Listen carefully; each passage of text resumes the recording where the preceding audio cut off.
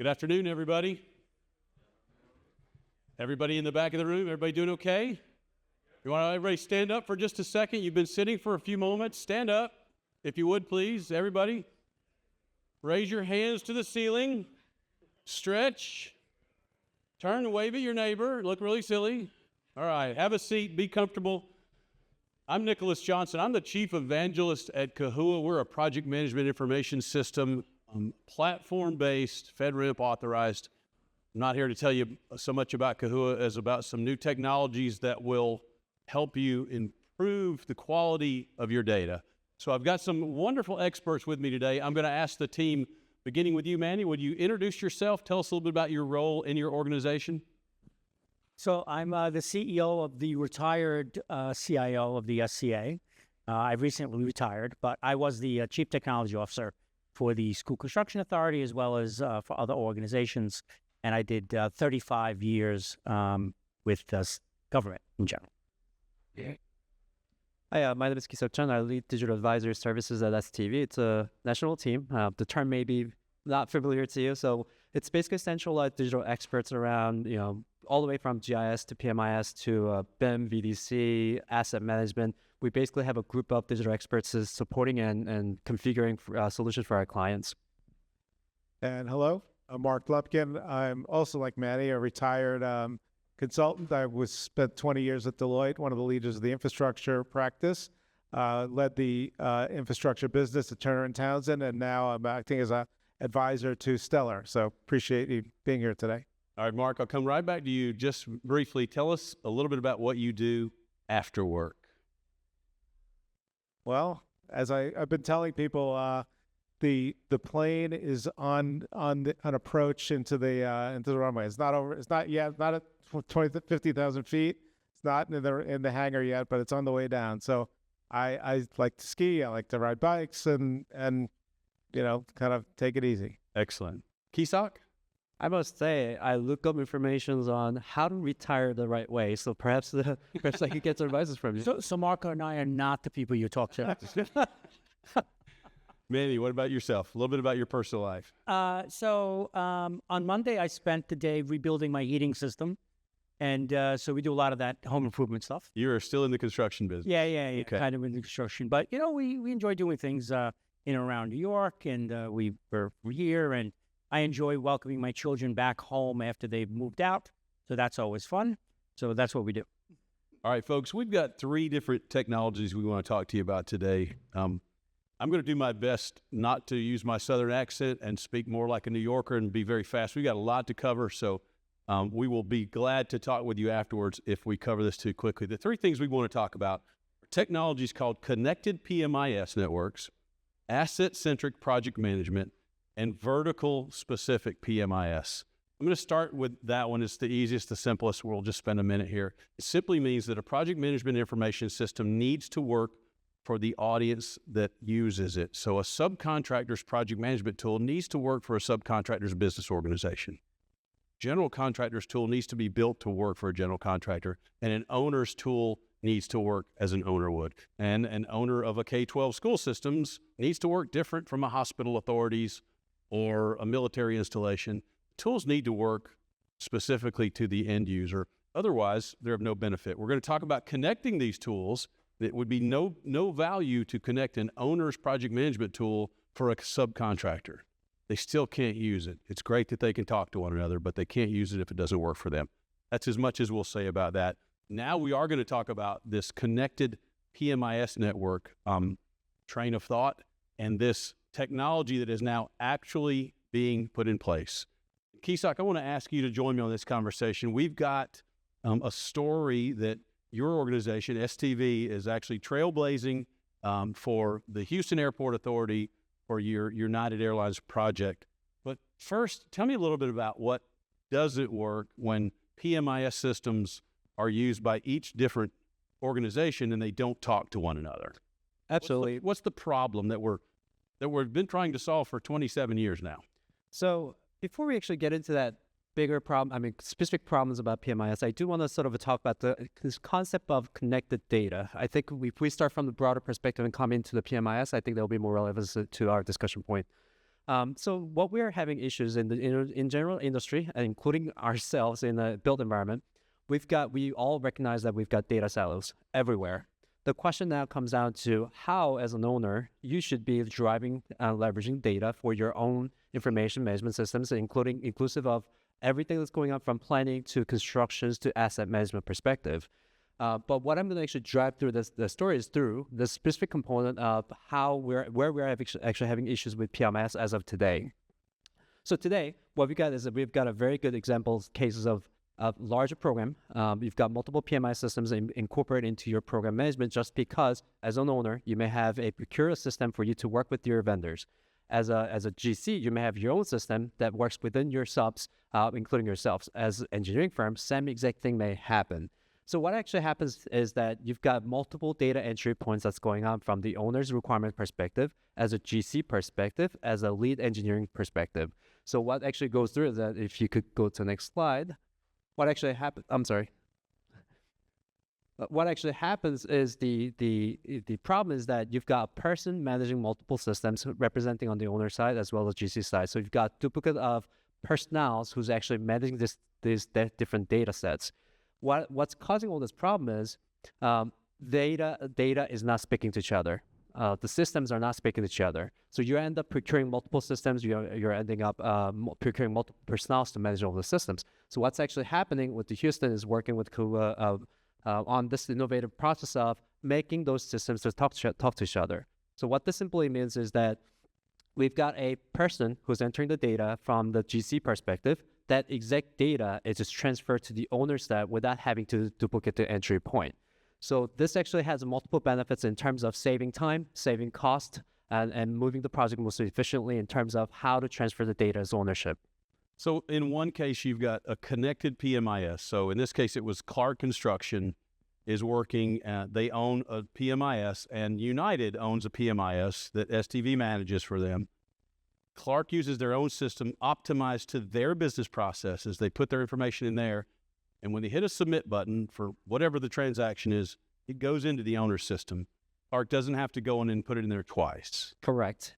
Not only that, it actually improves the efficiency level from the owner's side of not being able to track this information separately. Because on the other side, where your GC number 2, we're going to call them, not to name bad names, we'll name good names, but not bad names. GC number 2 is using a non-connected PMIS. So they go into their system, optimized for their business as it should be. They create their records. They do it in their system, and the owner has no visibility until that once a week or once every 2 weeks, they kind of do an upload. Correct. And what they're uploading is? It's a day-to-day information that happens. Okay, so a few records of data and a bunch of attached PDFs. Absolutely.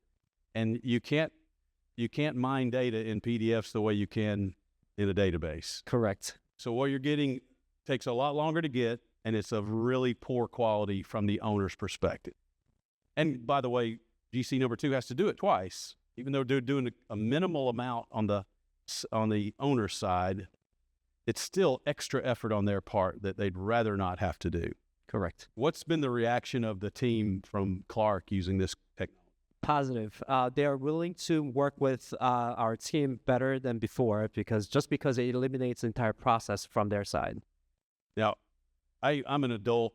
I hate to be read to, but I'm going to do what I hate people to do to me. And I'm going to read for you guys in case you can't see it in the back. This is a quote from Ryan Koenigs from STV. Ryan says, "Instant access to project data as opposed to limits and lag time has made a clear difference. We've seen it firsthand, and our projects run better with this technology."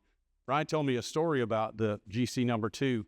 Actually, we get busy on projects, and uploading it to the owner side is not the most important thing to do. So they actually had at one point 6 weeks of submittals, RFIs, that all got dumped in at one point. Many of the submittal packages had been approved at the GC level, and the owner had to say, "We've never seen these. We've not approved any of this." And so he felt like this was a real game changer. And then from the GC side, the connected PMIS network helped us regain precious time and eliminate the need to put data in multiple places. We're pushing our vendor to include more apps. This is a real game changer. That's from Chris Desco at Clark Construction. So, Mark, you've kind of been on both sides of that equation. Any thought about this Yeah, process? I mean, this is a big challenge in the industry because, you know, if you're a subcontractor and you're working on multiple projects or multiple GCs, you've got multiple systems that you're working on in addition to your internal accounting system. At the GC level, you've got multiple clients and projects that are working on different systems. So the owner really has to make the incentive and the investment to drive these companies to use a similar system. Like, you know, working with Manny years ago at School Construction Authority, they invested in providing licenses to the GCs that use those systems to make sure that they're all using the same tool. It's still a major problem in the industry that, you know, I know some companies like Kahoo are trying to solve. So we're getting there. Any thought from the owner's perspective? Yeah, it was great. It was my contract, and I demanded what you should do, right? That sounds great, but that's not really what ended up happening, right? What we're looking for is to get as much data as clean as possible, consistently, daily, right? And that doesn't always happen. And frankly, the data at the end of the day, that data that you have at the end is really what we're going to use long term to manage our assets with multiple years, you know, right? Our assets last 50, 60, 70 years, but you want to build up all of that information to inform your future work, your future scopes, your future everything, right? But it is difficult, right? Because you're demanding that the folks on the other end, especially the subs who are a little smaller at the time, use a tool that I built for my use with my processes. Processes today are what data was 10 years ago. The intelligence of your organization is in your process. And if we can get a tool where your intelligent processes can speak to my intelligent processes, that's going to drive incredible value, I think, for both of us. You've just kind of reiterated a couple of points and teed me up for our third tech. That's my job. That's your job. You're doing a great job. So 1997, Constructware was the first project management tool to go to the internet. That was wonderful because we reduced the need for sending paper around town and around the country. But in doing that, we made information digital. We created a database for the project, and only one person would own that data set. So we created a problem when we solved another. That's the problem we want to create. Your scenario was that you made everybody come in and put the data in your system. Your system, as we said, was not optimized for a contractor or a subcontractor. No. So you wound up getting the minimal amount they were required to put in. Yeah.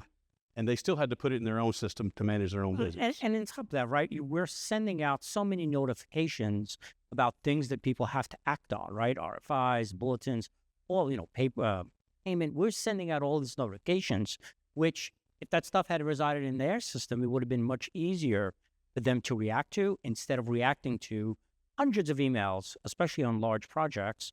And then all of the other folks that they had the clerks inside in the trailers doing all of that work. And that really drove, I believe, inefficiencies in how we collect the data.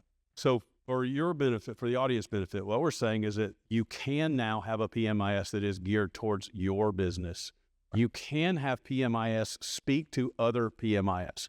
So the contractor can own their own tool and the owner can own their own tool, and these things can talk to one another. If your vendor's not offering that to you, go ask them for it. Go demand it from them. Or come talk to my team after this presentation. And then, Manny, you've set us up. In the end, all this data, what we want it for is not so that we can say we got data, but so that we can operate the asset, the facility, the road, the rail, whatever it is that we've built. We need to operate that, and our operations folks rely on databases for that. Problem is that during design and construction for years, we have collected information along the way in planning, design, procurement, construction, commissioning, and at the end of the project, we pretty much throw it away. There's a report by FMI that suggested that 96% of project data goes unused and that 90% of it is unstructured. And I would contend that it's because 90% of our data is unstructured, it's why we can't use much of it at all. So what we've done is collect all this information in a scramble, and the contractors in the room will appreciate this. For the last 3 or 4 months of the job, you send out hundreds of emails asking subcontractors to come back on site and bring model numbers and serial numbers that they neglected to get when they were on site installing the information. You collect shop drawings, warranty information, all this data. You go through months of begging and borrowing so that you can put it all on a thumb drive and hand it to Manny, whose operations team are going to throw it in a drawer, because what you've given them is 44,000 PDFs and about 100 spreadsheets, and they can't use that it doesn't work in their FM systems, Maximo, whatever their tools are for operations. So we've got a better way to do that. I won't read you this long quote from Bert Altman, one of my friends, a brilliant guy, works for Procon Consulting, and he goes through and talks about how many different times owners pay for the same information, PDF after PDF after PDF. Pay for everything. You should get it in data form. So Manny, let's talk about what owners need on the operations side, because I think this is where the effort has to start. So after completing the project, you need all the data points to be able to inform future work and to inform other things that you want to do about managing the building, right? So like you said, you've got as-built, you've got all of this equipment, you've got manuals, you've got video, you've got all kinds of data, right? And then operating data that you're going to match it up to. And you want to be able to have that, and progress photos are so important, right? As you know, later on, you want to know, well, what's in the ceiling here? Where exactly is, right, the water, the electric, the data cables, and so on. And so we try to put all that information together and then pass it on to the operators, but it's difficult, right? Just because of the disparate way all of that data came across. And then the asset information is very small. We need hundreds of more pieces of data. If I could just talk a little bit about the future, right? The future that we see on TV and happening in your phone every day, that future of AI is built on data. And if your data is not expansive and accurate, you're never going to get there with AI systems, which will help you sort of manage your business in the future. Because I've talked to all the consultants in the room that I could talk to about AI, and we keep hearing wonderful things. What I hear from the consultancies is that this is what folks should focus on first. And you hit a good point that when all the AI models and tools are available, when we continue to build these things out, they're going to be available to all of us. And the domain data that's on the internet, that's available to all of us. The only thing that's going to make you different is the quality of your own data. Just the point of the conversation here is improving the quality of your data. How good is the data that you have today? Well, I contend that what comes on the thumb drive is not very valuable. It's unformatted. It can't be used. So the owners in the room have to hire another firm to build an operational database. Meanwhile, and this is the information that they need, just a bit of information that their tools that are going to do operations, maintenance, move management, space management, those kind of things, risk management, insurance. You need just a few data points, and you need a few documents associated with it. Those are all collected during design and construction. We just throw it away on a thumb drive and we start over. Meanwhile, while someone is building that operational database, we're operating the facility, the asset, the rail, the road, whatever it is, we're operating it blindly because we don't know what we have out there. And you guys can probably tell horror stories about, I talked to a school owner last week who said he's walking around a job site. It was a completed project last year, and one of his operations folks, a maintenance guy, is in a hole in the ground. He's working on a pump. He's got the thing torn apart, trying to fix it. And he looks up at the director of construction for the school district and says, "Larry, you know if this pump's under warranty?" And his answer was, of course, "Well, it's not anymore." By opening it up, he's invalidated the warranty. I can tell you about chillers that are replaced that were under warranty. I've tell you about warranties that were bought for things that were already under warranty. Curtain wall systems that were replaced because we used the wrong solvent to clean it, and it ruined a glass system. So more and more, just a ton of data. How this needs to happen, though, and Mark, I want to ask you about this. I think there's a consulting effort that has to happen up front. We need to go to that operations guy and ask him what he needs, and then that's what we should collect along the way. Yeah, this is where kind of a change management approach comes in, and including the operations team in the design phase, getting familiar with the building information model that's being used by the design team, and then that model gets transferred over to the operations team to use it to actually manage the asset itself. So it's a shift in mindset. There are a lot of more advanced owners that are doing this, but I don't see it done enough in the industry where the building is or a facility is managed in a 3D model, and then that 3D model doesn't get transferred over to the operations team, and that's what has to happen more frequently. So our method would be simply to go to operations first before a project starts and say, what are the important assets that you need? What are the documents that should be associated with them? And what are the attributes for those assets that you will need in order to govern, operate, and maintain that properly? Set that up front. That's something that a project person doesn't do, but someone in a consultancy or a technology role would do. When the project runs, then there's no additional effort to collect this information that we've already been collecting. Now we finally made it into a tool that will work for us. Manny, how do you govern this in the end? How do you know that you're getting what you ask for? Well, so it's consistently through projects when you're managing a portfolio, right, of building. And so the idea is to have good governance at the beginning, good governance around data, governance around what happens to the data after you receive it, and how do you act upon it? How do we act upon it today through our process, and how do we act upon it in the future? Things like future scoping, right? The initial project scope is 10 hours of an engineer putting that document together. If we could reduce that by a half, it's hundreds of thousands of hours that we're saving. And that's all based on good data governance, right? And being able to get the data that you need to your side and that we need to our side across projects. We have a philosophy and a methodology, and I'll ask the consultants to your left there what they think about this. We think that data needs to constantly be audited during a project. So what you're seeing here, folks, is a simple report that says, this is the asset list. These are the things that are important to me. I know it's hard to read in the back, but for example, there is a air dryer.